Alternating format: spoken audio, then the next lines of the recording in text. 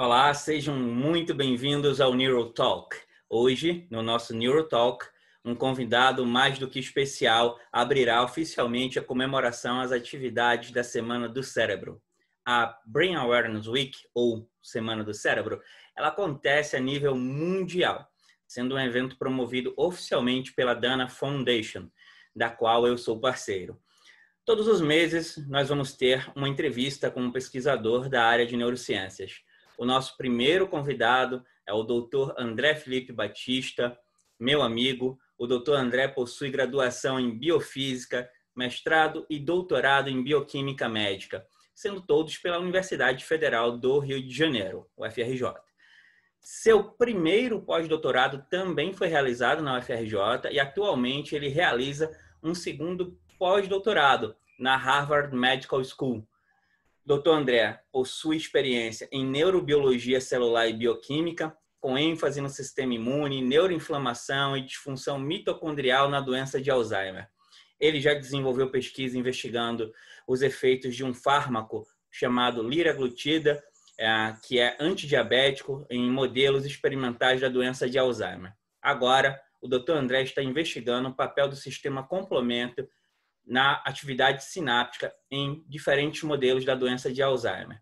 Logo, o tema da nossa palestra de hoje é Sistema Complemento e a doença de Alzheimer. Eu volto depois da vinheta com o nosso convidado.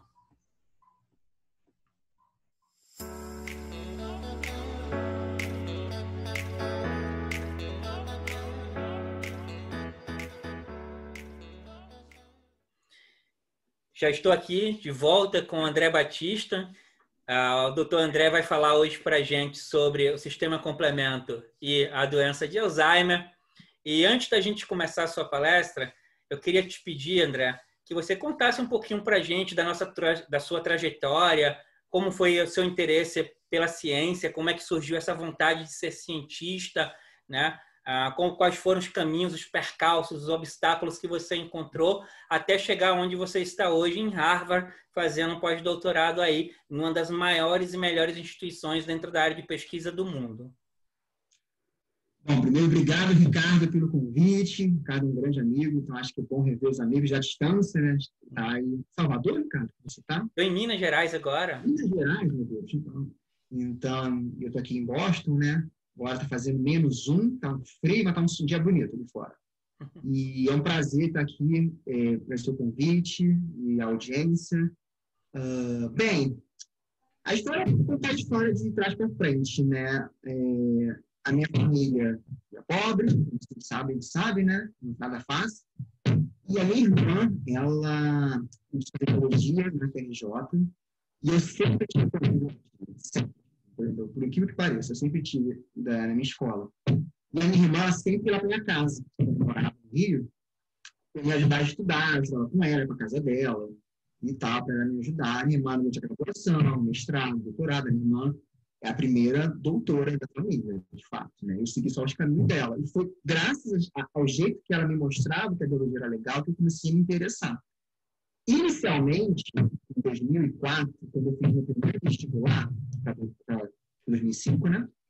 Eu queria medicina. Mas eu sabia que medicina era um sonho, assim, bem, para mim, bem distante, né? Eu achava bem competitivo e tal. E eu decidi fazer biomedicina, para piorar, na época. E foi um desastre. Eu não passei no vestibular, isso me frustrou muito. E eu sou uma pessoa não competitiva, eu sou uma pessoa que, tipo, quando eu quero uma coisa, eu fico em cima, sabe? Então, às vezes as pessoas falam que eu sou competitivo, mas eu não sou, sabe? Eu sou uma pessoa tranquila, eu só acho que eu sou ambicioso um pouco nesse sentido. Aí eu falei, eu vou entrar numa área biomédica, eu quero entrar na técnica, que meu irmão estudou. E aí eu comecei a me preparar para o vestibular de biomedicina. E durante o processo de 2005, para o vestibular de 2006, abriu o curso de biofísica, inaugurou. E eu sempre gostei de física, eu sempre gostei de matemática. Obviamente que quando eu entrei no curso de biofísica não foi nada parecido com isso. Você sabe de histórias, de caminhos de comum. O curso de biofísica, tiver alguns biofísicos assistindo agora e sabem do que estou falando, o buraco foi muito mais embaixo. Eu tive 4 físicas, então não foi uma coisa normal. né? E eu fiz o vestibular física, entrei, tá? Foi gratificante, fiz 5 anos do curso, 2006 para 2011, 2011, isso mesmo, 2011. Né, até janeiro de 2011. Nesse meio tempo, o nosso curso proporcionava estágios rotatórios, né, de iniciação científica, né, para você rodar pelos laboratórios, eu rodei por alguns, um de endócrino, que eu gostei bastante, um de casco, que eu gostei bastante também, mas ainda assim, sabe aquela sensação de não bate, né, tipo, não senti aquela paixão. Aí eu entrei no laboratório de Rosário, que é uma bem pesquisadora do Rio, do Brasil, eu trabalho com células-tronco, enfim, e o laboratório é muito bom. Eu fiquei, se eu não me engano, eu fiquei na autoridade acho que 3 anos. E foi muito bom, eu me apaixonei pela neurociência, porque ela usa o modelo de células-tronco em tratamentos de doenças degenerativas. Né? O Alzheimer, por exemplo, que eu vou falar hoje aqui, mas múltipla esclerose, se não me engano, o AVC, enfim. E eu fiquei envolvido um pouco na parte do AVC, me interessei bastante. E ela queria muito que eu fizesse mestrado com ela, eu fui fazer iniciação, mas aí eu comecei a meio que desanimar um pouco da carreira científica nesse momento, frustração de final de faculdade, e eu saí da Rosário e fui para a professora Leni Cavalcante, que acho que a professora Leni é professora emérita agora no FRJ, me perdoem, eu não sei, perdi meio que contato com esse pessoal, né? E ela é fantástica, trabalha com glia, com desenvolvimento cerebral, fantástica. E foi então pela pós-doc do CINEA, da dela, por 1 ano. E nesse tempo, eu desenvolvi um trabalho bem bacana, com células gliais, e invasão do sistema nervoso central por uma bactéria, a Streptococcus pneumoniae.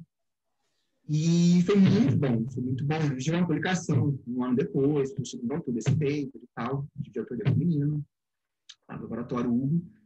E só que também, nesse meio tempo, ela ia aposentar, a professora Leni, nesse tempo, ela estava bem ausente do laboratório, e eu estava fazendo disciplina de neurociências, acho que era neuroplasticidade, se não me engano, do Ricardo Melo Reis e do professor Fernando de Campos, da neuroquímica. Você sabe que é a Dani Beck, o Luiz, pessoas fantásticas de lá, foram criadas lá, essa disciplina para ser ministrada pelo pessoal de lá, e eu comecei a fazer essa disciplina. Foi fantástico, me apaixonei. Me apaixonei porque eram doenças degenerativas que eu não tinha estudado a fundo durante a Rosário, quando estava na Rosário, que era só AVC, eu interessava por isso. Comecei a ver Alzheimer, comecei a ver outras coisas. E nesse ano que eu estava fazendo a disciplina e também defendendo a neurologia, né, eu queria saber, eu não sabia para onde eu fazer mestrado, se eu ia fazer mestrado. E teve um congresso, deve conhecer bem, a SBNEC, Sociedade Brasileira de Neurociência, no Brasil, que nem sei se existe ainda, acho que existe, mas eu não sei qual a situação da pandemia, como é que está. E a SBNEC já foi muito, era muito bom, era muito bom. E a ideia era fazer um trabalho de final de curso sobre uma doença, e eu fiquei responsável pelo Alzheimer. Aí eu fui apresentar meu pôster, e quem é a minha chefe, minha amiga, minha mentora, acho que gratidão por ela sempre, que é a Fernanda de Feliz, a professora Fernanda de Feliz. Ela parou no meu pôster, ela lembra disso vagamente, né? E a Fernanda é uma pessoa fantástica. A Fernanda, ela tá astral, ela tem uma energia que você fica contagiado. Você quer falar, você quer tocar, você quer, tipo, caramba. Não é santa, mas, tipo, a sensação boa, sabe? E a Fernanda começou comigo, ficou falando do trabalho e tal. Legal, ela estava fazendo custo. Se eu não me engano, era isso. Aí eu falei, tô fazendo um trabalho de Alzheimer, curiosamente, o professor Fernando falou de você. Fernando é meu amigo, o Sérgio também. O Sérgio Ferreira, ele sabe que o Sérgio Ferreira é um dos principais cientistas do país, é super, super conhecido, né? E eu falei para ela, então eu vou fazer mestrado. Aí, o papo foi tão bom que eu sou meio assim, né? Meio no improviso. E se tiver uma varinha no seu laboratório, você acha que eu tô mexendo isso aí? Aí ela falou, passa aqui, passa lá no Rio e a gente conversa, é difícil. Aí eu passei no final do ano, isso em 2010. Aí eu defendi minha monografia em fevereiro de 2011. Eu entrei em março de 2011, isso mesmo. Aí eu fiquei numa fase do limpo da monografia, fui aceito por ela. Comecei a trabalhar no projeto do modelo de primatas não humanos, da doença do Alzheimer, que desenvolveu no laboratório, parceria dela com o Canadá, com o Dr. Munhoz, e também comecei a colaborar em outros projetos, inclusive do professor Michael Lourenço, do Reino do Nosso, com medicamentos antidiabéticos para tratamento da doença de Alzheimer em modelos experimentais. Fiz meu mestrado, doutorado na Fernanda, fiz um pós-doc também, curto, e eu fiquei 10 anos no laboratório, praticamente. Então, foram 10 anos, sim, de muito aprendizado, fiz grandes amigos para a vida, e a Fernanda Sérgio sempre me apoiando, sabe? Era fantástico o apoio que eles tinham, até hoje mesmo, o paper foi aceito recentemente, e tem uma repercussão bacana até. E a Fernanda super me elogiou, mandou um texto do laboratório gigante que eu sou bem sensível, sabe? As pessoas começou a chorar, mas me mandou no momento que eu estava meio com a emoção à flor da pele, eu chorei igual uma criança, né? Tipo, eu precisava fazer isso, tá? Não, Fernanda, pelo amor de Deus, não faça isso e tal. Mas foi bem bacana e gratidão por isso. Aí, a Fernanda me proporcionou a viajar, a estagia na Fernanda e no Sérgio, me proporcionou a conhecer escolas de medicência, a aplicar para grants que proporcionava a gente a viajar, né? Porque a gente sabe que morar no Brasil e viajar para o Congresso exterior é uma situação muito difícil, né?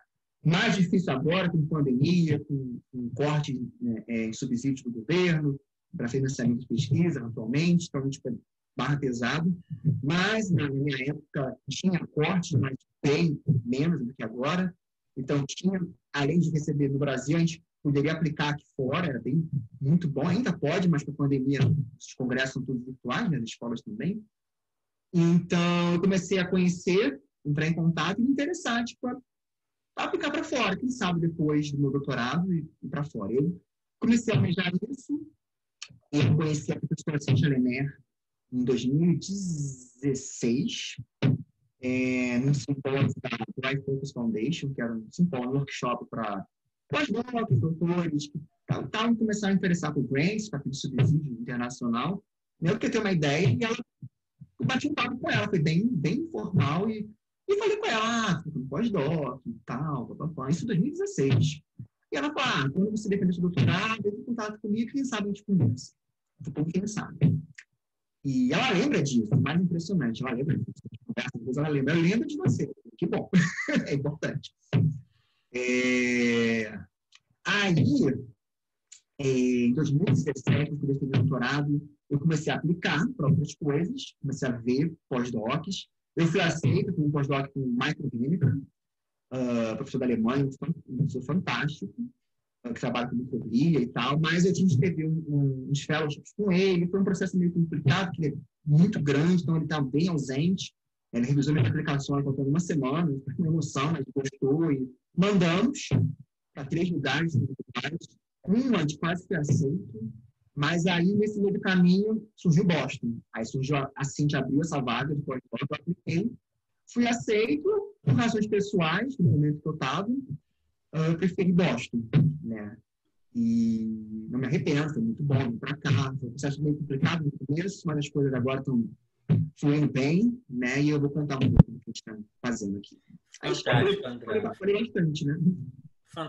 Fantástica a sua história, e é muito bom, antes da gente entrar numa palestra, que o público possa ouvir um pouquinho da história do palestrante, para mostrar que a ciência não só é um caminho muito bonito, mas que pode proporcionar uma mudança de vida muito grande para pessoas como eu, como você.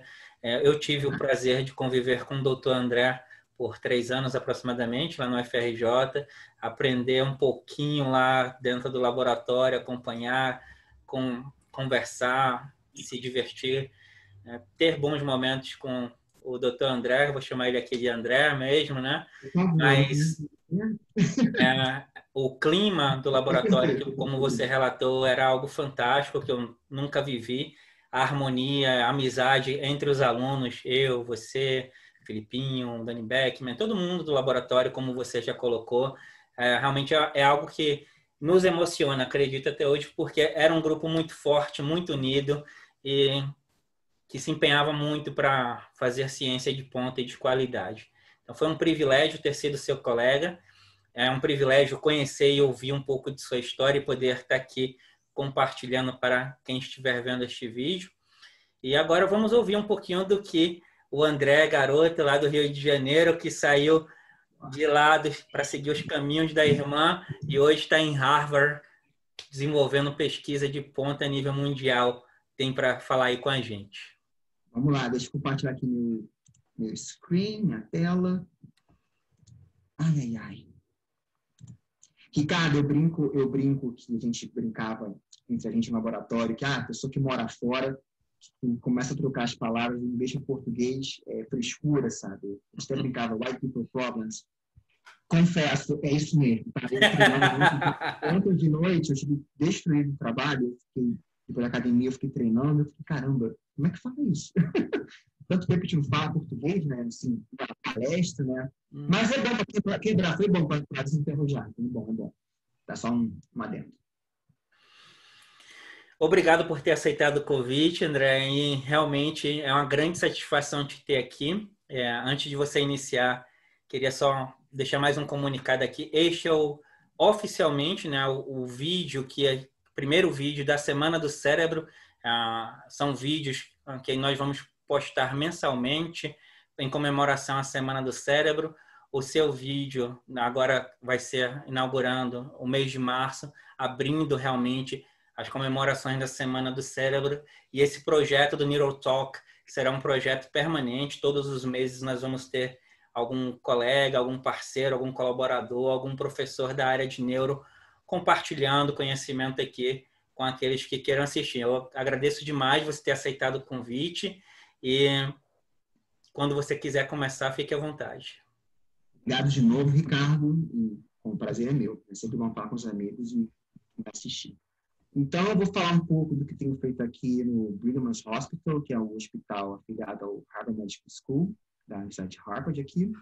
Eu tenho trabalhado um pouco sobre o sistema complemento durante o envelhecimento e a doença de Alzheimer. Os slides estão em inglês, eu vou tentar traduzir para a audiência, né, para quem está familiarizado, mas é bem simples, não tem muito mistério. Assim, só brevemente, um sumário do que eu vou falar hoje. Eu fiz uma introdução sobre o sistema complemento, para quem está familiarizado, não conhece. Vou falar um pouco do papel desse sistema durante o desenvolvimento do cérebro, que é um dos processos mais bonitos que eu acho, assim, de plasticidade que ocorre no cérebro, mediado pelo sistema complemento. O sistema complemento, obviamente, durante a doença de Alzheimer, que é o nosso foco, e, claro, o meu peixe, o meu projeto que eu tenho feito lá há 2 anos com a professora Cíntia Lemer, sobre esses novos nocautes condicionais da proteína C3, que a gente vai começar a contar a partir de agora para vocês. Bom, basicamente, o sistema complemento, para quem não conhece, o sistema complemento é parte da nossa imunidade inata, né, natural, contra patógenos, agentes estranhos, micróbios, por exemplo. E ela é uma via muito complexa, não vou entrar em detalhes, eu vou sumarizar isso em um quadrado, em um slide bem pequeno, bem simples, onde a gente pode perceber aqui que a via sistema complemento é classificada em três vias, né? A via clássica, a via de lectina e a via alternativa. A via clássica é a via que ocorre naturalmente com ativação do complexo C1q, né? Uma proteína muito importante para sinalizar o início da via, né? E todas essas vias têm uma característica bem interessante, a geração de vários fragmentos pequenos, conforme cada uma vai sendo ativada subsequentemente, conforme vai ocorrendo essa cascata de sinalização, mas todas elas culminam essa proteína central, a proteína C3, que é uma proteína que culmina para vários processos de respostas celulares, na periferia, obviamente, com a resolução, né, dessa inflamação ou possivelmente da eliminação desse patógeno, desse agente estranho, e no cérebro, que é o que eu vou falar mais aqui, né, a proteína C3, ao ser clivada, ela gera fragmentos muito pequenos, que quando se ligam a células com a microglia, que eu vou contar daqui para frente, geram respostas. Por exemplo, a proteína C3 pode ser clivada gerando esse fragmento pequenininho aqui, o IC3B, que pode se ligar a esse receptor de complemento 3 na microglia e, consequentemente, levar à fagocitose, né, de sinapses, por exemplo. Ou ainda, a proteína C3 pode ser clivada a outros componentes como C5, C3A, C5A, que vão aumentar um pouco essa resposta inflamatória pela microglia. Ou ainda, o complexo de ataque à membrana, que é o complexo final de lise celular, né? Acho que esse é um dos principais características do sistema complemento, né?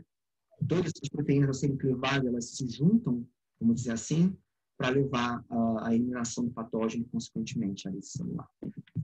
Então, o sistema complemento tem várias funções, dentre elas, como já falei, da resposta inflamatória, da lise celular.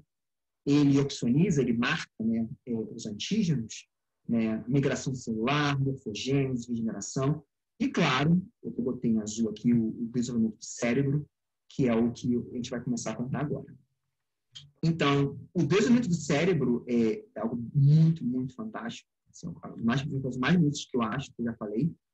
E isso que ocorre no cérebro se chama synaptic pruning. A gente chama aqui de podamento das sinapses, eu posso falar assim, né? De cortar, eliminar. Né? Como é que funciona isso brevemente, sem detalhes, sem entrar em muitos detalhes? Aqui é uma imagem de um artigo dos anos 80, né? Onde a gente tem uma micrografia de 3 imagens no nascimento, com 6 anos de idade, com 14 anos de idade, cérebros humanos. A gente percebe que no nascimento a gente tem o cérebro do bebê tem uma certa plasticidade, né, um pouco de sinapses aqui, como a gente pode perceber. Com 6 anos isso é adquirido, né, tem um pico, né, aqui. E com 14 anos isso começa a remodelar, né? As sinapses mais fracas tendem a ser eliminadas e as sinapses remanescentes se tornam mais fortes, para dar espaço para outras surgirem também. E nesse gráfico aqui, isso é bem detalhado, né? Aqui é um gráfico do número de sinapses versus meses e anos de vida de nós seres humanos. Então, a gente percebe que há um pico do número de sinapses ao longo da vida, e isso vai decaindo conforme a progressão natural do envelhecimento, né? Obviamente. Consequentemente, adicionaria mais uma curva aqui em doenças neurodegenerativas como Alzheimer, que isso tende a cair até mais drasticamente até. Então, esse sinaptic pruning, esse remodelamento das sinapses, ele é necessário para essa plasticidade cerebral, para esse desenvolvimento que ocorre naturalmente, né, durante o nosso processo de vida. E como é que essas sinapses são eliminadas? Né? Aqui uma figura bem bacana. A gente tem um neurônio, ele recebe inputs aqui, vermelhos e azuis, vocês podem perceber. E o que acontece, isso tudo é desencadeado por atividade neuronal, é importante ressaltar isso. O que acontece é que a gente percebe que essas sinapses que estão aqui, algumas delas tendem a ser eliminadas. A gente percebe aqui na mesma imagem, você vê que algumas vermelhinhas saíram, né? E as outras que permanecem, consequentemente outras vão saindo também, tendem a ficar mais fortes, mais fortalecidas, né? As sinapses mais fracas, que eles chamam, elas tendem a ser eliminadas. E parte desse processo, né, esses artigos clássicos da professora Beth Stevens, aqui de Harvard, mostram e sugerem que o sistema complemento medeia parte desse processo, né, dessa eliminação normal das sinapses, e que a microglia se não o agente central que desencadeia toda essa história toda que eu vou contar agora. Né? Então, nesses trabalhos da professora Beth Stevens, ela começou a mostrar como a microglia, ela come nessas sinapses que estão em desenvolvimento, né? Ela usa um modelo bem bacana de sistema visual de camundongos para estudar isso. Então, ela mostrou durante o processo de desenvolvimento mesmo, no camundongo, ter 5 dias de vida, 9, 30 dias, que isso já ocorre naturalmente no sistema visual deles, né? Ocorre aqui nessas imagens de ultra resolução e microscopia. A gente percebe aqui, ó, nesses insetos maiores aqui, que tem uma tendência de mais sinapses serem eliminadas no começo, por exemplo, isso vai decaindo com o tempo. Vocês podem perceber aqui, é bem interessante. Isso ocorre bem em P5, menos em P9, em 30 a gente percebe que muito menos ainda. Né? Ou seja, isso ocorre em escala temporal. E aqui, em maior aumento, né, mostrando como a microglia interage com uma sinapse em si, levando a sua eliminação, né, sugerindo realmente que a microglia desencadeia em parte esse processo. Então, como eu disse anteriormente, o sistema complemento é esse sinal de micoma, entre aspas, para eliminar as sinapses, e na periferia, né, no sistema periférico, a gente sabe que tem a bactéria, né, essas proteínas marcam, né, tagueiam, a gente pode dizer assim, traduzir assim, a bactéria, né, como o C1Q, C3, e sinaliza para o macrófago, né, que é um dos principais células para a eliminação desses patógenos, que tem os receptores do complemento expressos na célula, elimina a bactéria. E no cérebro, isso é bem interessante, que esse processo ocorre similarmente. Só que, nesse caso, em vez de marcar uma bactéria no cérebro, marca a sinapse. Né? Então, a microglia, ela tende a envolver essas sinapses e remodelar elas de um jeito que sejam eliminadas. Né?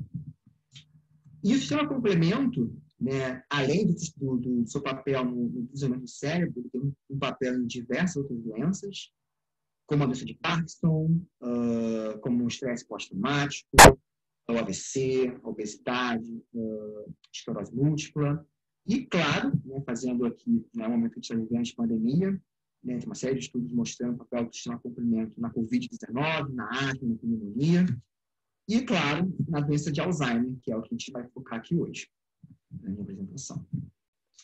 Essa aqui é a minha chefe, a Cindy Lemaitre, a gente chama ela de Cindy, é assim que ela se chama, ninguém chama ela de Cynthia, em Harvard, ninguém chama de Cindy. No caso, ela como Cindy, mas ainda é Cynthia. Ela que foi pioneira assim, no estudo do sistema complemento, muitos anos aqui em Harvard. E esse paper dela aqui, mais citado até, ela mostra como esse depósito natural dos sistemas complementos ocorre no cérebro, né? Ela usa um modelo ela usa o cérebro de pacientes com síndrome de Down e doença de Alzheimer, né? A gente sabe que o síndrome de Down, as pessoas têm uma trissonomia, né? 3 cromossomos 21, uma cópia até a mais da proteína precursora amiloide. Então, consequentemente, ela tem um processamento maior da APP, né, a proteína que gera o peptídeo de beta-amiloide, consequentemente mais placas, né, até. Isso é interessante porque nessas imagens de microscopia dela, ela mostra que ao longo do tempo, né, ao longo da idade, do envelhecimento desses pacientes com Alzheimer e síndrome de Down, a gente percebe aqui, olhem para C3 e CNQ, que ocorre um desenvolvimento maior, um depósito maior dessas proteínas conforme o envelhecimento vai ocorrendo, né? Sugerindo até que essas proteínas podem estar sendo reguladas no cérebro dos pacientes. E isso já foi mostrado bem até anteriormente a esse trabalho, que as proteínas são elevadas no cérebro de pacientes com Alzheimer, que têm sido associados com patologia. Né? Aqui nesse bote, nesse retangulinho vermelho que eu coloquei, vocês podem perceber que uma série de proteínas, não só CMQ e C3, que é o principal foco do estudo da gente, mas uma série de outros componentes da cascata de complemento são aumentados, são encontrados no cérebro de pacientes com Alzheimer. E, obviamente, tem trabalhos recentes, como esse de 2019, que mostra lisados de cérebro de pacientes confirmando esses achados que foram encontrados anos atrás, e encontrados também no sistema complemento no rico de pacientes com Alzheimer também, né, mostrando uma correlação com o sinapse, enfim, esse trabalho é bem interessante. E a gente sabe que a doença de Alzheimer, uma das principais características, se não a mais marcante, é a perda de memória, né? E parte desses achados é explicado pela perda de sinapse, né? Como até um dos principais marcadores da doença, né? Não só do Alzheimer, mas de outros também.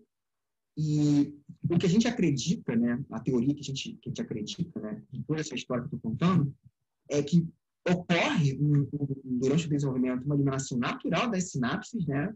A microglia e os astrócitos, que eu vou contar isso bem mais à frente, também participam desse processo.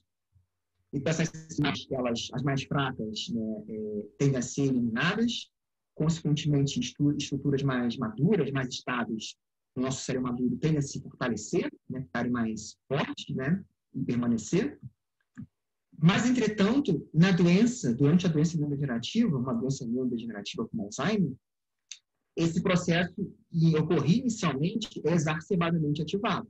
Né? Então, possivelmente, o que acontece é um ciclo vicioso. Né? O que acontecia antes volta a acontecer, mas de modo agora para eliminar patogenicamente isso, né? Essas sinapses que estão ali durante a doença degenerativa, né? Eliminar essas sinapses como uma característica marcante. Né? Isso possivelmente sugere que será que o que acontece no neurodesenvolvimento poderia explicar em parte o que acontece na patologia da doença, como a doença de Alzheimer? Então, vou mostrar um pouco os dados do nosso laboratório, né, do que a gente fez no passado, do que a gente está fazendo hoje, para correlacionar um pouco. Né? Essa aqui é a pós-doc pioneira do laboratório, por muitos anos pós-doc do grupo, e conduziu a maioria dos estudos que eu vou mostrar para vocês lá na Cíntia, antes de eu entrar. Tchau, tchau. Uma fantástica cientista, ela é maravilhosa, conheci muito com ela. E ela mostrou nesse trabalho de 2015 que o que acontece é o seguinte: durante o envelhecimento, como eu mostrei naquelas figuras inicialmente no cérebro humano, no camundongo também acontece isso, que ao longo da vida, né, do envelhecimento do camundongo, ocorre uma perda progressiva de neurônios, uma perda progressiva de sinapses até, né? E o que ela mostrou aqui, vocês podem perceber, em camundongos com 30, 4 e 16 meses de vida, ela foi olhar a perda de sinapses. Então, olhou aqui uma proteína pré-sináptica, a VGLUT2, a VGLUT2, a HOME1, e quando ela faz a justa posição, que é tipo a colocalização entre esses dois marcadores, né, para ver como é que está a sinapse funcional, né? Então, a gente tem aqui os pontinhos verdes, os pontinhos vermelhos e alguns pontinhos amarelos, que representam a justa posição entre esses ambos marcadores, né? A gente olha aqui com 4 meses, 16 meses, já começa a ter uma queda progressiva dessas sinapses, né? E isso também é associado, a gente vê que a quantificação na barrinha vermelha e na barrinha preta, correspondente ao camundongo selvagem, camundongo normal, né, que sofreu envelhecimento natural, e que ocorre essa queda de sinapses ao longo de 4 a 16 meses, né, no hipocampo desses animais. E isso também é correlacionado com uma queda da atividade hipocampal, né, de plasticidade sináptica, um relato molecular de memória, né? A gente percebe que no camundongo com 12 meses, por exemplo, a gente tem uma queda progressiva dessa atividade sináptica no cérebro, no hipocampo desses animais. Mas o mais interessante é que, quando você nocauteia C3, quando você faz o nocaute da proteína C3, o que você observa é que isso não acontece, né? Você previne, né? Você retarda um pouco essa perda de sinapses. Então, nessa figura que vocês estão vendo, com 16 meses, a gente tem uma queda substancial do número de sinapses no cérebro dos camundongos, mas quando você nocauteia C3, isso não acontece. Você previne parcialmente essa queda, né? Aqui está a quantificação mostrando que justamente é isso que acontece nos camundongos com 16 meses de vida, né? Não acontece nos camundongos que desenvolveram essa queda antes desse tempo aqui. Quando ela foi ver a atividade da função sináptica, né, na medida de LTP, né,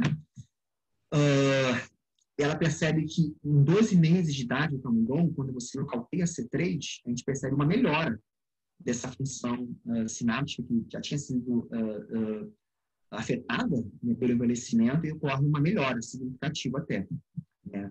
E o mais bonito disso tudo é que um teste de memória, né, no Water Maze, né, que é o labirinto aquático, você tem a plataforma, o camundongo tende a explorar, você bota o camundongo para treinar, para ele explorar essa plataforma, reconhecer a plataforma.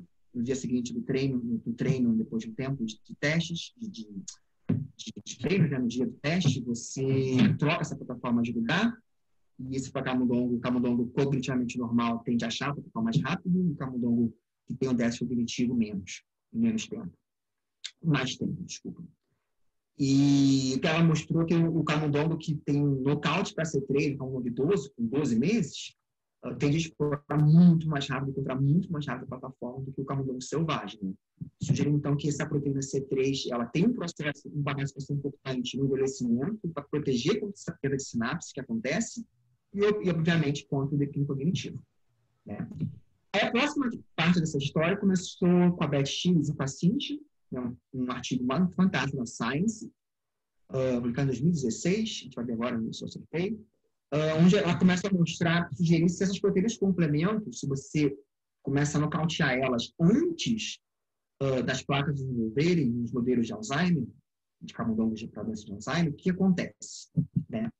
Então, aqui é bem interessante mostrar esse gráfico, a gente percebe aqui uma escala que compara a doença de Alzheimer no estágio normal, no estágio pré-clínico, no estágio pré-demência, até o estágio de demência, e que essa disfunção sináptica, essa perda de sinapse, ocorre principalmente nesses estágios pré-clínicos da doença de Alzheimer, sugerindo para explicar um pouco dessa perda de memória que o paciente apresenta, e quais são os mecanismos que poderiam levar a essa perda de sinapse, né? Isso tem milhões de teorias, milhões de explicações. A gente acredita que parte do que eu vou contar agora possa ser dois motivos para explicar por que isso ocorre. Então, esse slide aqui mostra o que eu vou contar de agora, a proteína precursora amiloide, né, ela sofre um processo de clivagem na doença de Alzheimer, exacerbadamente, né, gerando fragmentos menores, que a gente chama de oligômeros, né? Esses oligômeros têm que se depositar ao longo da progressão da doença e formando as placas amiloides, né? Mas esses oligômeros, já tem sido demonstrado que eles são até mais tóxicos do que as placas em si. Eles têm a capacidade de afetar os neurônios de um jeito que leva até afeta, degrada a sinapse de uma maneira muito, muito drástica. Então, a Sue Hong, que foi pós-doc da Beth Stevens e colaborou muitos anos com a Cíntia também, hoje é a professora assistente da Universidade do Reino Unido, e ela publicou esse paper em 2016 na Science. Ela mostrou como a proteína, como o sistema complemento e a microglia podem mediar essa perda de sinapse inicial, que eu comentei anteriormente, nesses modelos da doença de Alzheimer. E, justamente, ela mostrou, ela injetou de forma ICV os oligômeros do beta-amiloide, ou a forma monomérica, que é uma forma menos tóxica, né, do peptídeo. E ela mostrou aqui, nessas imagens de microscopia, a gente percebe aqui, ela olhou para a proteína C1q. Se vocês lembrarem, a proteína C1q é a proteína que é a primeira proteína do sistema complemento. Ela que marca, tagueia alguma coisa, como uma bactéria, como uma sinapse, por exemplo, no nosso caso, para ser eliminada. Então, quando ela injeta os oligômeros de beta, a gente percebe que C1q, na rede monomérica, não faz nada, mas na presença do peptídeo beta-amiloide, do oligômero de beta, né, a gente tem um aumento da imunoreatividade para C1q. E, curiosamente, um aumento da colocalização de C1q numa proteína pós-sináptica, que é a PS95 aqui no caso. Né? A gente percebe aqui que tem um aumento maior, sugerindo que C1q realmente está se ligando ali na sinapse em si. E quando ela foi olhar a atividade fagocítica da microglia, ela marcou a microglia com essa proteína IBA1, nessa proteína em vermelho e a verde ACD68, uma proteína lisossomal. Ela percebe uma justa posição, uma mais colocalização na presença dos oligômeros na atividade fagocítica da microglia, sugerindo que a microglia estaria fagocitando alguma coisa. A gente está percebendo.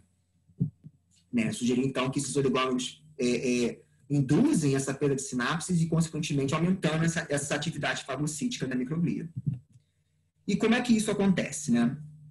O mais interessante que ela mostrou é que, lembra que a LTP que eu falei, né, esse correlato de memória, né, aqui a gente tem, né, se atentem mais essas duas últimas barrinhas, né, na presença dos oligômeros, a gente percebe uma queda da LTP, brusca até, mas quando você usa um anticorpo que neutraliza seu Q, ou seja, seu Q não vai se ligar a alguma coisa, você acaba protegendo parcialmente contra essa disfunção que acontece aqui na LTP, né? Sugerindo, então, que o C1q é central para mediar esse processo. Mas o mais interessante foi que ela começou a olhar para C3 também, que é uma proteína que o meu grupo estuda mais, né? A Beth Stevens olha mais para C1q, a gente olha mais para C3. Então, começou a olhar para C3 e ver o que acontece. Então, por exemplo, ela olhou o cérebro do camundongo APPS1, que é um modelo para doença de Alzheimer, um modelo que desenvolve placas amiloides ao longo do tempo. Então, ela olhou num estágio bem inicial. Se eu não me engano, nesse dado aqui, acho que com 4, 5 meses de idade do camundongo, ela começou a olhar, e um camundongo que não tem muita placa, praticamente não tem placa até. E não tem placa. E ela percebe que há uma quantidade maior dessa proteína PS95 localizada com C3, nesse estágio pré-placa, que a gente chama, né? Embora tenha uma perda significativa de sinapses no cérebro de camundongos, quando você nocauteia C3, ou seja, você cruzou esse camundongo com a PPS1 com um nocaute de C3, né, que está aqui, na terceira barrinha, embora não é uma diferença significativa, tem uma tendência a ter mais sinapses ali. Né, sugerindo, então, que essa proteína também é central para explicar um pouco como parte desse processo de sinapses ocorre mediante o sistema complemento. Mas o mais legal agora é que ela começou a mostrar o que acontece na periferia para eliminar uma bactéria, como mostrei anteriormente, né, acontece de maneira similar no cérebro para eliminar a sinapse. Aí ela começou a brincar com esses knockouts, né? Então, ela, por exemplo, aqui ela usou esse camundongo GFP, né, que espécie proteína verde, né, vamos dizer assim, né? E olhou para essa proteína HOME1, que é uma proteína pós-sináptica, e a IBA1 para microglia, E ela percebeu que na presença dos oligômeros, há um aumento da atividade fagocítica da microglia dessa proteína HOME1, né? Como vocês podem perceber aqui, comparado com um animal que só recebeu monômeros, né? Ela injetou esses monômeros e oligômeros de forma in CV também. E o mais legal agora é que, nesse mesmo camundongo, ela foi ver a atividade da microglia. Aí, como é que ela fez isso? Ela, de novo, injetando oligômeros, comparando com o PBS agora, ela, no camundongo selvagem, olhando para o receptor do complemento da proteína, do receptor do complemento C3, o CR3, ela mostrou que durante o envelhecimento, né, perdão, na presença dos oligômeros, ocorre um aumento dessa atividade fagocítica, o camundongo normal, selvagem, que tem um receptor de C3 ali expresso. Mas quando você nocauteia CR3 no receptor, isso não ocorre, praticamente comparado ali no controle. É impressionante.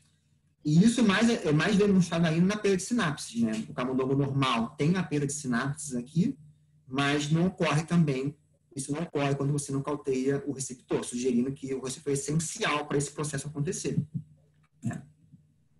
Então, ela mostrou um processo muito interessante que, durante o desenvolvimento, isso já ocorre naturalmente, né? A microglia tem esse receptor expresso, né? O CR3, do C3, né? E que vai eliminar essa sinapse de maneira natural, mas que na presença, na doença de Alzheimer, por exemplo, a microglia sofre um processo de ativação, que a gente está percebendo aqui, um estágio de ativação microglial. Esses receptores estão ali ainda, bonitinhos. Os oligômeros, eles tendem a afetar essas sinapses, né, e, consequentemente, induzir esse processo que ocorria normalmente de forma exacerbada para eliminar essas sinapses de maneira mais rápida. Entendeu? É bem interessante. A microglia é capaz de mediar parte desse processo. E qual é o papel do C3, então, nesse caso? Né? Que aí a gente começa a olhar para o nosso laboratório de fato, né? Que a gente tem feito de fato em si no laboratório, né? Lá no laboratório, a gente, nesse paper da Science Translation Medicine, lá no nosso laboratório, a gente olhou esses camundongos APPS1, só que agora em estágios muito avançados de patologia, com 16 meses de idade, sabe? Já tem placa, muita placa depositada no cérebro. A gente foi olhar agora, de novo, no teste de labirinto de Morris, né, o Water Maze, né, e percebeu que o camundongo APPS1, né, esse camundongo tem um déficit cognitivo nesse teste. Quando você cruza esse APPS1, quando você nocauteia, esse camundongo não expressa a proteína C3, a gente percebe que você previne contra essa perda de memória nesse teste desses animais, né, sugerindo que o C3 é essencial para explicar um pouco como esse processo ocorre de perda de memória nesses camundongos, de declínio cognitivo. Mas o mais interessante é que esse camundongo, que apresenta muitas placas amiloides, né, obviamente foi olhar o pessoal aqui da Cíntia foi olhar as placas, né, que aconteceu. Então, comparando aqui a barra da esquerda, que são imagens de micrografias de imunos marcadas por as placas amiloides em si, né, e aqui é um corante, a tioflavina S, que se liga às folhas beta pregadas, de beta-amiloide, também marca as placas amiloides no cérebro. E aqui na esquerda é o camundongo APPS1, o camundongo para doença de Alzheimer, que é o camundongo que não expressa C3. Tem que usar um camundongo nocaute para C3. A gente percebe que não tem uma diferença assim brusca, tem uma diferença brusca, perdão, na quantidade de placas. O camundongo que não tem C3 tem um número maior de placas, né? A gente pode perceber aqui pela quantificação, né? Até maior, né? Ou seja, quando você nocauteia C3 nesse caso, por mais que você protege contra a perda de memória desses animais, você não ameniza o número de placas, você não perde o número de placas, né? Você aumenta até. Mas o mais legal desse que correlaciona com esse dado é que, mesmo você tendo muitas placas, você ainda reduz um pouco esse processo inflamatório que está ocorrendo ali, né? Então, quando você olha de novo para esse mesmo camundongo, né, o camundongo que não tem C3, ele tem menos microglia e menos astrócitos associados às placas amiloides, né? Sugerindo, então, que possivelmente, embora o número de placas aumentem, né, é possível que essa neuroinflamação que está ocorrendo no cérebro possa ser atenuada brevemente, né, momentaneamente. E o bacana disso é que, por mais que tenha um número de placas, né, a gente vê que aqui, quando você nocauteia C3, né, você protege contra a perda de sinapses, né? E contra a proteína, por exemplo, aqui comparando um camundongo selvagem, né, com 16 meses de idade também, o PPS1 e o nocaute para C3, o camundongo PPS1 cruzado com C3, a gente percebe que essas sinapses acabam sendo atenuadas, de certo modo. Você previne essa perda de sinapses nesse modelo, né? Sugerindo um papel de C3 crucial para prevenir e atenuar essa perda de sinapses, e que poderia explicar parcialmente nossos dados de déficit cognitivo nos animais. Mas aí vem a minha contribuição agora que eu tenho feito, dada essa história toda lá no laboratório, né? Que a nossa principal pergunta é se você silenciar, suprimir C3 antes dos estágios iniciais da doença começarem. O que acontece? Né? Esse aqui é o Mike Carroll, também do Harvard Medical School e do Boston Children's Hospital aqui. Ele é nosso colaborador e desenvolveu, junto com a Cynthia, um modelo de camundongo C3 flox-flox, né? Então, flox gene que é clivado mediante atividade da recombinase, né? A gente percebe aqui, no painel D. Então, a ideia é cruzar esse modelo C3 flox-flox com outros modelos que tem uma CRE expressa ali e tentar nocautear, induzir esse nocaute C3 num camundongo que apresenta um desenvolvimento normal do cérebro. Né? A diferença do que eu vou contar aqui agora para os outros é que o camundongo que nocauteia C3, nos nossos slides anteriores, ele já nasce com o cérebro, o complemento é importante para o desenvolvimento normal do cérebro. Embora o desenvolvimento ocorra de uma certa maneira normal, né, é afetado. Aqui não, aqui o camundongo já nasce com o cérebro normal, a gente só vai induzir o nocaute do C3 no estágio adulto da vida, né, no estágio antes da doença ocorrer. Né, que é a diferença da nossa ideia das ideias passadas. Né. Então, a nossa ideia aqui é cruzar esse camundongo, esse C3 flox-flox, com outros modelos para tentar ver o que acontece quando você silencia C3, quando você induz, né, esse nocaute condicional, né, você induz o nocaute de C3 no cérebro dos animais. Né. Eu vou começar a contar isso agora, que são o que eu tenho feito aqui. Né. Então, a ideia é de cruzar com um modelo global, né, a gente usa aqui esse Rosa 26, né, ERT2, né, ERT2, que você induz o nocaute C3 por injeção de tamoxifeno. A gente também está usando no laboratório um modelo para estudar microglia. A gente usa essa proteína que é expressa na microglia, a CX3CR1. E, claro, também para olhar pelos astrócitos, né? A LDH1L1 também. Né? Então, a gente acredita que, gerando esses modelos, esses nocautes condicionais, né, a gente acredita que vai permitir para a gente estudar um pouco o que acontece no cérebro dos animais depois que o desenvolvimento do cérebro já ocorreu. E, claro, pensando na doença, cruzar esses modelos com modelos de Alzheimer e ver o que acontece antes da patologia começar. Né? Então, o que a gente está fazendo no laboratório, né, a gente gerou esse modelo aqui, o C3 flox-flox Rosa 26, né, que é o camundongo que a gente acredita, a gente induz, né, a deleção de C3 por tamoxifeno. Né? Aqui é um exemplo de um teste de genotipagem que a gente faz no laboratório corriqueiramente para mostrar o camundongo que está usando. Ali é homozigoto para C3 e heterozigoto para rosa. Então, o mesmo camundongo aqui, de 1 a 4, é o mesmo que está aqui. Então, o nosso protocolo que a gente faz é injetar óleo de milho, que é onde o tamoxifeno é preparado geralmente, como veículo, ou tamoxifeno por 5 dias. A gente usa essa concentração de 75 mg por quilo. A gente injeta por 5 dias, espera 7 dias. E um controle que a gente acredita que é a melhor maneira para ter uma ideia de que globalmente C3 não está ali, né, é o soro. Né, o soro do camundongo, o soro em si, né, é a fonte natural de complemento, onde tem muitas proteínas que chamam complemento, expressas. Então, a gente olha C3, começa a fazer ELISA em diversos tempos, né, 7, 14, 30, até 240, eu diria até 270, a gente já fez. E a gente vê que sim, C3 é bem estável, assim, praticamente você não tem C3 ali, uma redução de quase 90%, mais de 90%. Né? E aqui a gente tem um slide mostrando isso, né? A barrinha preta corresponde ao baseline, né? Antes de receber qualquer injeção de óleo de milho de tamoxifeno. A gente chama esse camundongo C3 Flox, voltando aqui, perdão, de C3 IKO, né, que é aqui, só para vocês terem uma ideia, para ficar mais fácil para abreviar. Né? E aqui é o camundongo C3 Flox, né? Os camundongos que vocês viram depois, óleo de milho, tamoxifeno, né, corn oil, que chama aqui. E a gente percebe aqui o camundongo, né, esse nocaute condicional para C3, nesse camundongo, ele apresenta uma queda progressiva de C3 ao longo do tempo, de aproximadamente mais de 90% no soro desses animais, até 240 dias. Eu já cheguei a 270 recentemente, né, como até atualizar esse slide.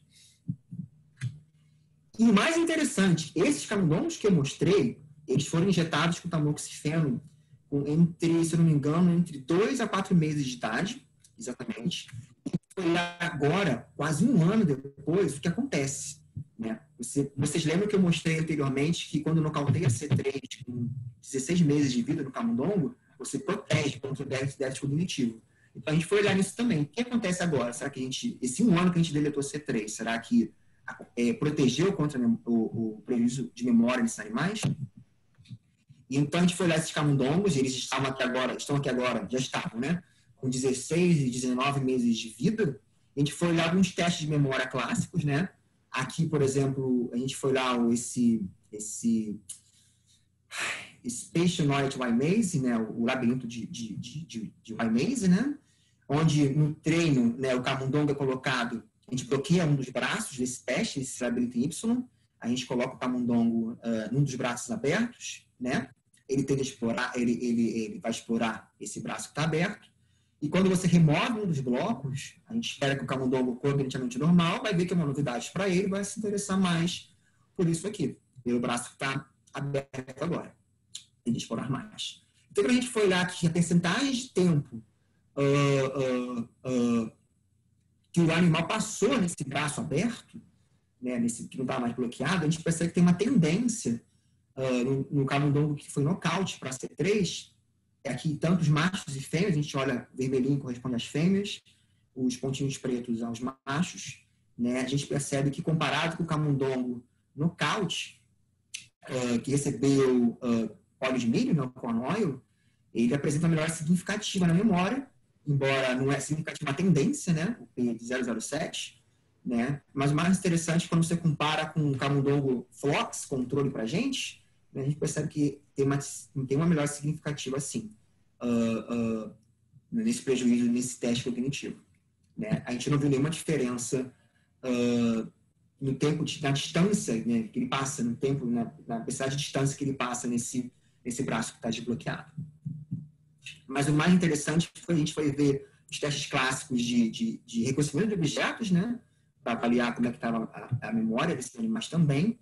Então, o animal, ele treinado, né, a gente apresenta para ele 2 objetos iguais, por um certo período de tempo, depois no teste a gente remove os objetos com um objeto novo, e a gente observou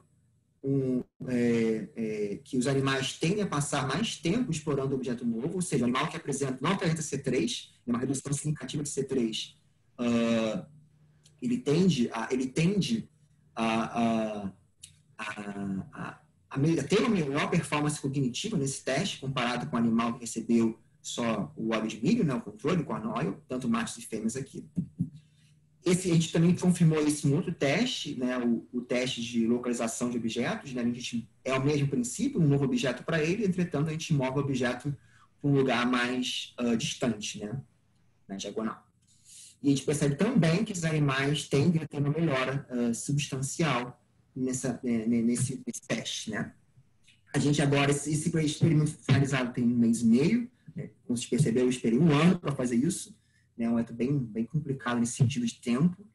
Então, agora a gente está analisando a gente vai fazer algumas coisas bem legais para analisar o cérebro dos animais, pelas sinapses, atividade microbial, gastrocetária, e vamos fazer também tentar fazer um RNA-seq para ver como é que está a expressão de genes durante o envelhecimento, se estão up ou down regulados mediante esse nocauteamento de C3.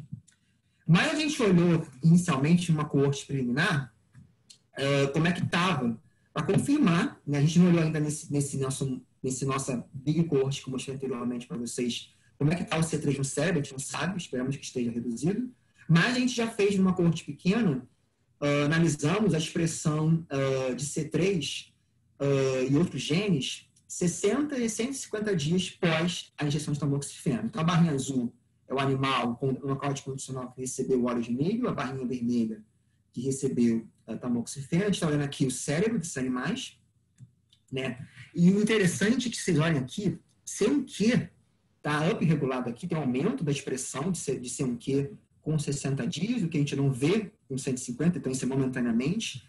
Mas com C3, a gente percebe que no cérebro, esse nocauteamento global de C3 também afetou o cérebro, que é bom para a gente.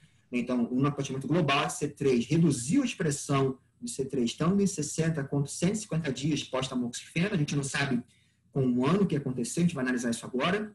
E alguns outros genes do sistema complemento que participam da via, de regulação da via alternativa, a clássica de lectina, também estão sendo afetados aqui no cérebro.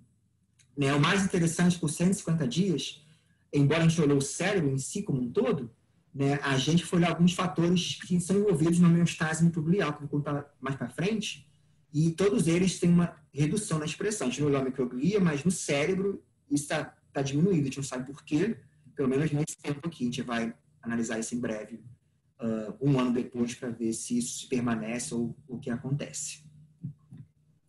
E, claro, os cérebros dos animais, com esta embora a gente confirmou que sim, há uma redução da expressão dos níveis proteicos de C3 no cérebro desses animais, né? Isso foi confirmado também. E o mais interessante é que há um aumento de sinapses, né? Aqui a gente tem a proteína sinaptofisina, a proteína pré-sináptica, a proteína HOME1, a proteína pós, e quando você olha a colocação entre ambos, a gente vê os pontinhos amarelinhos, a gente percebe um aumento significativo dos níveis de sinapses ao longo do tempo, né? Quando você compara os camundongos que receberam tamoxifeno por 60 dias após, mais 150 dias após, a gente percebe uma tendência de significância no número de sinapses que está aumentado no cérebro desses animais. Aqui. E isso para a gente motivou a olhar os outros modelos, né? A gente agora está começando a olhar o que acontece com modelos de astrócito e microglia, né? Que é o que vamos falar aqui agora. Vocês lembram que eu mostrei para vocês que esse ciclo de eliminação de sinapses que ocorre durante o desenvolvimento ocorre na doença de Alzheimer, né? Com participação ativamente da microglia dos astrócitos. Um parênteses, os astrócitos são uma das principais fontes de C3, então os astrócitos durante a doença produzem muito C3, que sinaliza mais para a microglia ir lá eliminar essa sinapse, né? Então, por isso que os astrócitos também são essenciais nesse papel para a regulação do sistema complemento, né? E eles são importantes em diversos estágios da doença, tanto na fisiologia, né? Eita. Calma aí. É o entregador. Bastidores, tem entregador aqui, provavelmente da Amazon. Vai entregar um negócio. A Amazon é uma empresa que entrega coisas aqui, coisa boa. Vamos lá. Desculpa, Ricardo, aconteceu, não esperava. Não, é tranquilo. Eu vi a câmera, tem uma câmera que ele entregou. Ele só aperta que entregou, né, para mostrar que ele entregou. Ok. Então, os astrócitos e a microglia são importantes em diferentes estágios da doença, da saúde da doença. Eles são importantes na regulação desse desenvolvimento, dessa capacidade sináptica e na doença, na eliminação, né? Então, o que acontece se a gente deletar C3 de maneira célula específica? Então, na microglia e nos astrócitos, né? Aqui nessa figurinha aqui, que eu gosto bastante, né, a gente tem um neurônio saudável, a gente tem a microglia. A microglia, ela tem uma função homeostática, uma função basal, né, que é importante para manter o status basal do neurônio, né, e da célula, né, em si. Ela tem um papel de monitoramento, do refinamento das sinapses, da capacidade sináptica, mas quando ela é ativada, né, de uma maneira mais pro mal, né, a gente está vendo aqui nesse maisinho, né,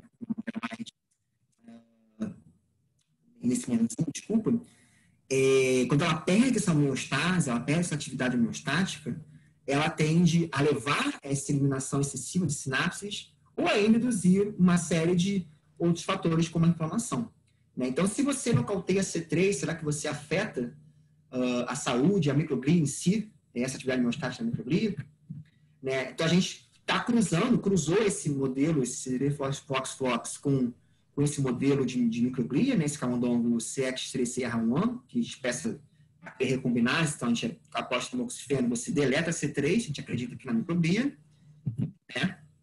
E eu analisei o soro desses animais em alguns time points aqui, só para ter uma ideia. Então, isso é interessante para a gente, que ao contrário do global, que a gente vê, né, a queda do C3 no soro, aqui a gente não vê em nada. A gente não vê nenhuma diferença. Esses camundongos estão envelhecendo, a gente está com uma ideia de fazer um experimento de LTP, ou indicar o glóbulos in vivo para ver o que acontece. Né? Esses experimentos estão em andamento agora. A gente não vê nenhuma diferença significativa no nível de C3 no soro, que é bom, né? Então, a gente precisa analisar a microglia desses animais para confirmar que, de fato, a gente está conseguindo deletar C3 nessa célula.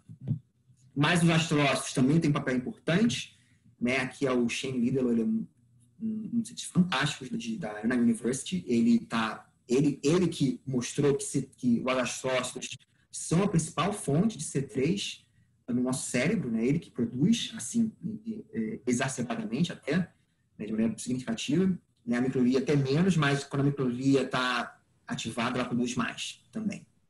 Então, os astrócitos e a microglia, eles têm um crosstalk, eles conseguem conversar por isso, né? Aqui é uma ideia do Shane, um artigo dele de 2017 na Nature, que ele mostra que a microglia libera alguns fatores tróficos, como o IL-1-alfa, o TNF-alfa e até o C1q, que ativa os astrócitos, né, induz uns astrócitos reativos, que acaba tendo esse ciclo vicioso entre astrócito e microglia, e possivelmente elimina as sinapses do neurônio em si.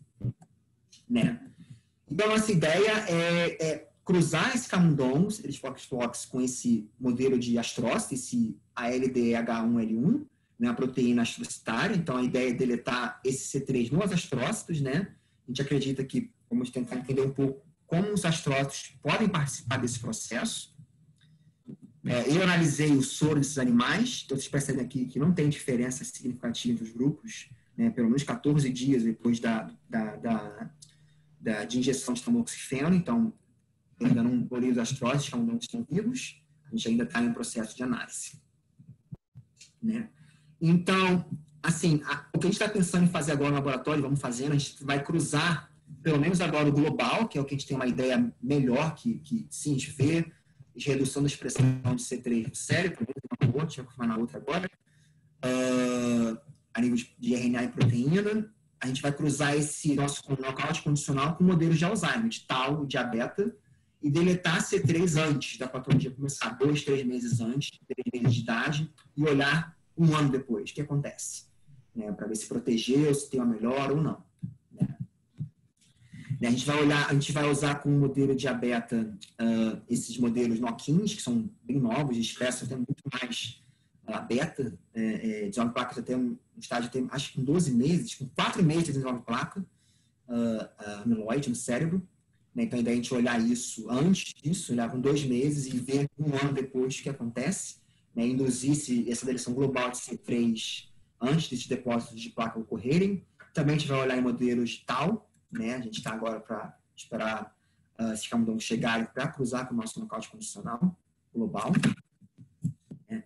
E a gente acredita que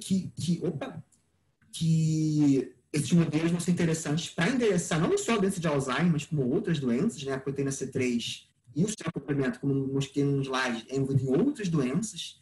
Então, a ideia nossa, e nosso paper que a gente está começando a escrever agora, é publicar isso rápido para disponibilizar esse serviço de FOX para a comunidade científica, para todo mundo poder usar e responder coisas, tiver ideias interessantes.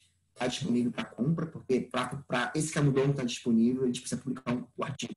Né? É a condição inicial da Jax, que é a empresa que geralmente é uma das mais famosas aqui que vende camundongos, então eles exigem que pelo menos um paper tenha que ser publicado com esse modelo. Então a gente está em processos de.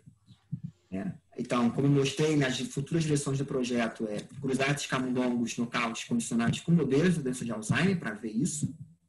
Né?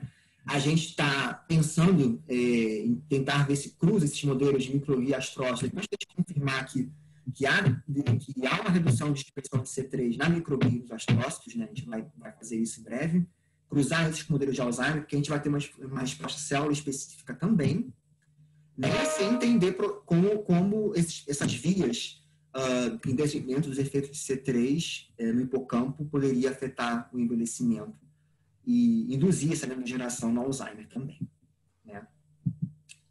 E claro que isso faz parte de um big projeto lá do laboratório, tem muita gente envolvida. A gente também quer comparar sexo, estudar a diferença de sexo, né? A gente sabe que as mulheres são menos afetadas de Alzheimer, né? A gente sabe disso, né? Tendem a sofrer menos do impacto da doença, mas a gente quer saber como isso ocorre no nosso modelo, né? O que acontece, né? Se tem uma diferença célula específica entre machos e fêmeas. Isso também é parte da nossa história que a gente está querendo estudar. Então, esse aqui é o nosso laboratório. Essa foto é meio antiga, tem pessoas que já foram embora aqui, mas essa foto de um ano e meio para trás. Então, essa é a Cíntia, esse aqui é o Caru, nosso técnico, que é a Mari, nosso técnico. A gente tinha um laboratório pequeno, agora nós somos 8 pessoas, bem diferentes do que estão aqui. Né? Agradecer a professora Cíntia por ter me recebido, os meus amigos, o laboratório é muito legal, os colaboradores. Né, aqui outros colaboradores, o professor Denis Selko, a Beth Stevens e a Tchau Tchau, que foi pioneira nesses estudos. E obrigado a você, Ricardo, pelo convite. André, fantástica a sua apresentação, muito obrigado.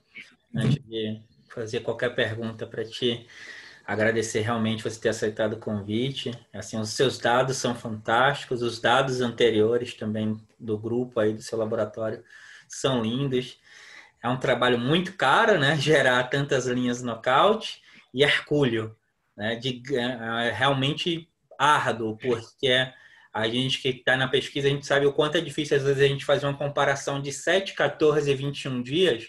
Então, quando a gente amplia isso para 30 dias, 60 dias, 1 ano e meio de idade, né, 18 meses, 19 meses, como os camundongos que você tem avaliado e vai avaliar aí, para quem, às vezes, o camundongo ele vive em média 24 meses, então você está pegando um camundongo, na verdade, que já está envelhecido, que já está velho.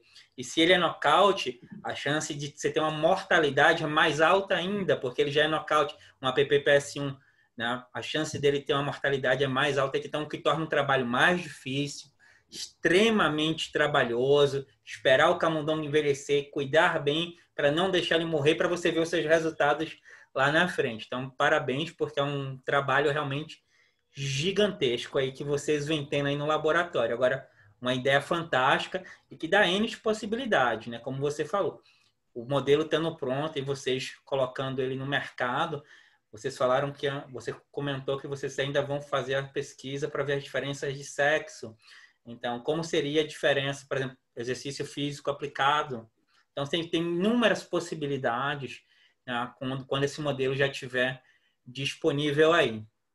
Mas tem umas perguntas aqui bem básicas, assim, né, só para a gente finalizar aqui e encaixar aqui a sua palestra, que de antemão já agradeço de novo, porque realmente é você, muito bom. Muito lindo, mas eu tenho algumas perguntas aqui para você. No começo lá você falou que o C3, né, ele gerava vários produtos, a clivagem dele gera diversos produtos.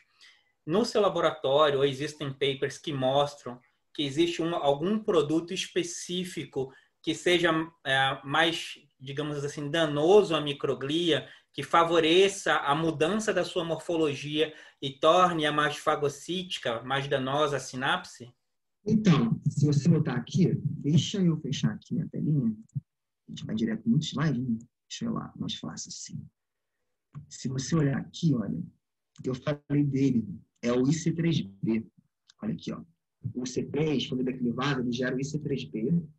E o IC3B acaba depositando sobre a sinapse.